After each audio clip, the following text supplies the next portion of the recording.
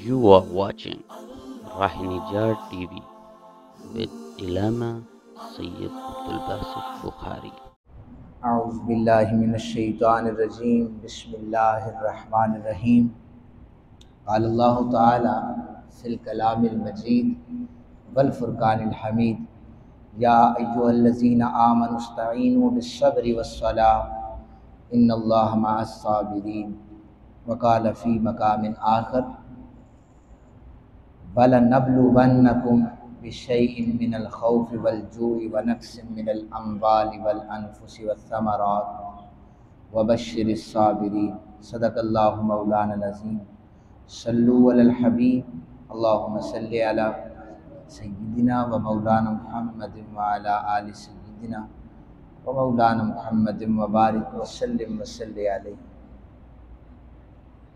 गुफ्तगू का उन्वान जो अल्लाह ताला की तरफ से आजमाइश आ जाती है, इस पर जो इंसान सब्र करता है उसकी फजीलत के हवाले से है। पहली जो मैंने आयत पाक पढ़ी है, इसका तर्जुमा यह है, ए ईमान वालो, सब्र और नमाज के ज़रिए से मदद हासिल करो, यकीनन अल्लाह सब्र करने वालों के साथ होता है।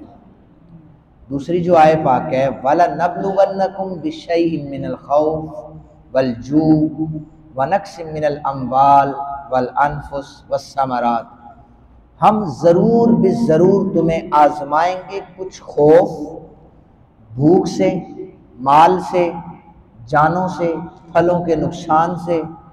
और ए हबीब, ए मेरे नबी, अपने उम्मतियों को ये खुशखबरी सुना दो कि जो सब्र करेगा अल्लाह उसे अजर अता फरमाएगा। यानी ये पहले ही बता दिया है कि तुम्हें बाज़ वक़्त औलाद की आजमाइश में डाला जाएगा। जवान औलाद अल्लाह अपने पास बुला लेगा और कभी तुम्हारे कारोबार में नुकसान कर देगा, कभी तुम्हारी ज़िंदगी में खुशियों के बजाय गमियाँ आ जाएंगी।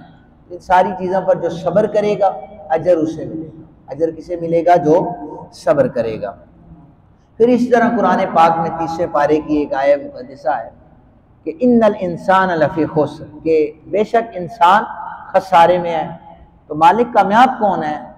फरमाया कामयाब वो है जो सब्र पर कायम रहा। आगे जो आयत है, इल्लल लज़ीना आमनु व अमिलुस सालिहात व तवासौ बिल हक़्क़ि व तवासौ बिस सब्र, जिसने सब्र किया, सब्र का दामन थामा, अल्लाह उसे कामयाबियाँ अता फरमा देगा। अब्दुल्ला बिन मसूद कहते हैं, मैं अब भी ताइफ का वो मंजर अपनी आंखों से देख रहा हूँ कि जब अल्लाह के नबी दीन की दावत तबलीग कर रहे थे, उनकी कौम उन्हें पत्थर मार रही थी, खून उनकी पेशानी से निकल निकल कर उनके नालैन मुबारक में जम चुका था। तो एक आम फहम बंदा ये सोच सकता है कि इस पर तो सब्र खत्म हो जाना चाहिए, उनके लिए बदुआ ही कर देते। फरिश्ते हाजिर थे, हुजूर आप दुआ फरमाएं, हाथ उठाएं, इशारा करें, पहाड़ों के दरमियान कुचल देंगे। तो मेरे और आपके आका सल्लल्लाहु अलैहि वसल्लम इस कैफियत में कह रहे थे, मालिक मेरी कौम को बख्श दे, ये मुझे नहीं जानते, ये मेरी हकीकत को नहीं जानते। तो ये सब्र अंबिया अलैहिमुस्सलाम के ऊपर भी जितने मज़ालिम ढाए गए, उन्होंने भी सब्र किए और अपनी कौम को इसकी तरगीब भी दिलाई। हज़रत साद कहते हैं, मैंने अर्ज़ किया या रसूलुल्लाह सल्लल्लाहु अलैहि वसल्लम, लोगों में सबसे ज़्यादा आजमाइश, सख्त आजमाइश किस पर होती है? सबसे ज़्यादा सख्त आजमाइश। आपने फरमाया अंबिया जो है ना अल्लाह के, इन पर बड़ी सख्त आजमाइश होती है। यानी हज़रत ज़करिया को आरे से चीरा गया, याहया अलैहिस्सलाम को काटा गया, नबी पाक सल्लल्लाहु अलैहि वसल्लम पर ताइफ में पत्थर बरसाए गए, और भी हज़रत नूह अलैहिस्सलाम की कौम ने क्या किया, ये सारी चीज़ें कि अंबिया पर बड़ा सख्त आजमाइश आती है। फिर फरमाया दर्जा बदर्जा मुकर्रबीन जो होते हैं, अल्लाह की कुर्बत वाले होते हैं, इन पर भी आजमाइश अल्लाह भेजता रहता है। फिर फरमाया कि जो शख्स दीन के रास्ते पर चलता है, अल्लाह इसे आजमाइशें बड़ी सामने भेज देता है। तो दीन के रास्ते पर जो इंसान निकल पड़ता है, इसके ऊपर बड़ी आजमाइशें नाजिल होती हैं, ये याद रखिएगा। हम मुसल्ले और मिंबर पर बैठते हैं ना जी, हमें यहाँ पर पता होता है कि किस तरह लोगों से को फेस करना है। 500 बंदा हमारा नमाजी है, उनमें से एक तो आकर कहेगा कि जनाब अगर ये काम कर लें तो ऐसा हो जाएगा, अब हमने उस एक को राजी करना है, बाकी 499 जो है हमने उसका भी ख्याल रखना है। ठीक है, तो ये बाज़-औक़ात बड़े सख्ती से कोई पेश आ जाता है, कोई नरमी से पेश आता है। तो ये आजमाइशें जो हैं ये दीन के रास्ते में आती हैं।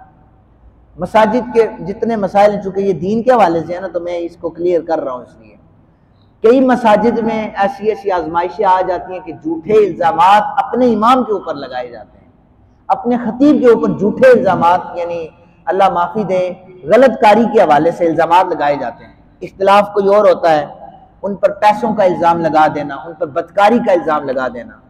तो ये सारी आजमाइशें होती हैं और बिल आखिर यही होता है कि इमाम साहब अल्लाह पर छोड़ देते हैं कि ठीक है देखा जाएगा अल्लाह पर, और उन्हें इंतजामिया मिलकर वो वहाँ से फारिग कर देती है।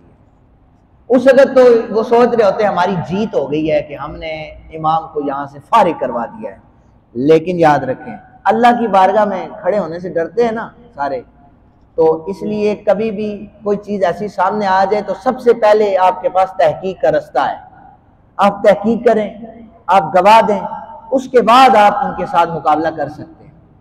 खैर, जितने भी अंबिया आए, उनके बाद औलिया आए, उलमा आए, दीन के रास्ते में अलबत्ता आजमाइशें हैं।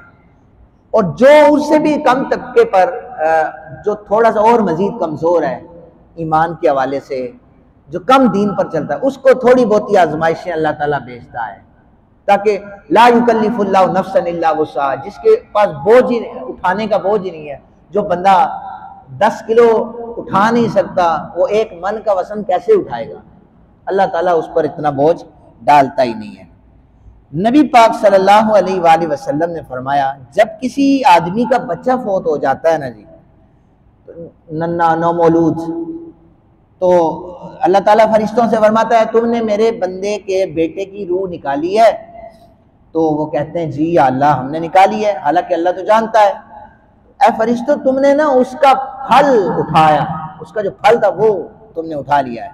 वो अर्ज करते हैं हाँ मालिक, हमने उसका फल उठा लिया है। तो अल्लाह ताला पूछता है मेरे फरिश्तों, मेरे बंदों ने, मेरे बंदे ने जिसका बच्चा लेके आए हो क्या किया है इसमें? फरिश्ते अर्ज करते हैं मालिक उसने ना कहा इन्ना लिल्लाहि व इन्ना इलैहि राजिऊन, उसने सब्र किया है। अल्लाह ताला फरमाता है तो फिर सुनो मेरे फरिश्तों, इस इन्ना लिल्लाहि व इन्ना इलैहि राजिऊन, इस सब्र के बदले से तुम ऐसा करो, जाओ जाकर जन्नत में मेरे बंदे के लिए एक मकान बना दो और उसका नाम बैतुल हम्द लिख दो कि तारीफ वाला घर। फरिश्ते उठते बैठते उस घर की तारीफ करते हैं, ये फुला बंदे का घर है जिसने जिंदगी में रहते हुए अल्लाह की आजमाइश पर सब्र किया है।